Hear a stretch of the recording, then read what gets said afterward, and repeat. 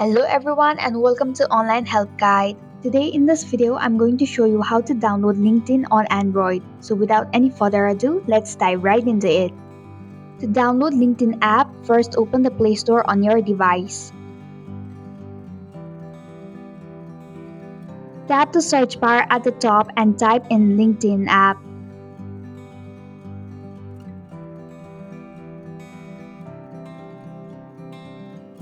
Tap LinkedIn app when it appears in the search result. Now tap on the install button. This process might take a few minutes.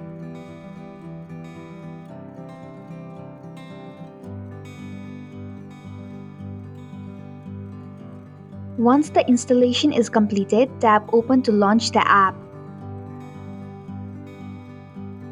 And this is how you can download LinkedIn on Android. Thank you for watching the online help guide. I hope this video was helpful.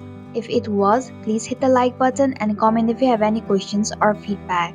Also, if you are new to our channel, please subscribe and hit the bell icon so that you don't miss our upcoming videos.